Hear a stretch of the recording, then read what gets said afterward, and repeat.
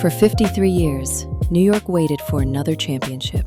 And now that the Knicks have finally done it, we had one question: what do champions actually eat? Because the answers are stranger than you think. One starter eats Chipotle 3 or 4 times a week. Another runs almost entirely on caffeine. One became famous for a bodega sandwich. One follows an incredibly disciplined routine. And one of them? We know so little about him that his strongest public opinion might be about a condiment. Today, we're breaking down the food and drink habits of all 5 Knicks starters. And trust us, some of these will surprise you. Let's start with Mikal Bridges, and we have to talk about the Chipotle thing. Bridges eats Chipotle 3 to 4 days a week. Not literally every day, but close enough that it might as well be a sponsorship. His order never changes. White rice, no beans, double chicken, medium and mild salsa, corn, and lettuce. When GQ asked him about it, he had no regrets. It's too fire to not have it every single time. But here's what most people don't know.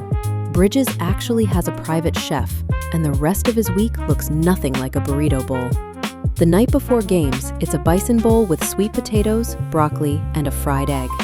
His pre-game meal, chicken breast, jasmine rice, and Brussels sprouts, hasn't changed in years because, at this level, if something works, you don't mess with it. There's even a daily smoothie with strawberries, banana, avocado, coconut milk, chia seeds, sea moss, and beef protein powder. And after games, salmon, roasted potatoes, and broccolini to recover. So yes, Bridges went viral for Chipotle. And yes, he also went viral for trying the Aki Way chopped cheese in Brooklyn. Turns out the Chipotle guy has range. Now Karl-Anthony Towns. Off the court, Cat is all discipline. His day starts at 6 in the morning. No heavy breakfast, just water, black coffee, and chicken bone broth.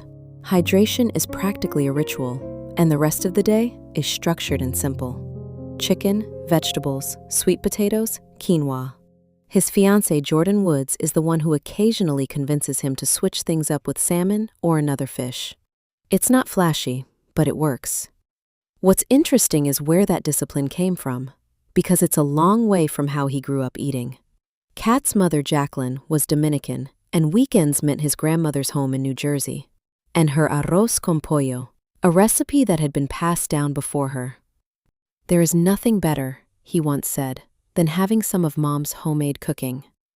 He lost his mother to COVID in 2020, so the distance between that backyard and a championship court in New York is measured in more than miles. The carefully portioned meals, the discipline, the color on the plate. Somewhere in all of it, she's still part of the story. Then there's Jalen Brunson. Fresh off the championship, someone asked him the most New York question imaginable. "What's your bodega order?" Brunson didn't hesitate. Peach Snapple, purple Doritos, everything bagel with egg and cheese, hash brown, and spicy mayo, toasted.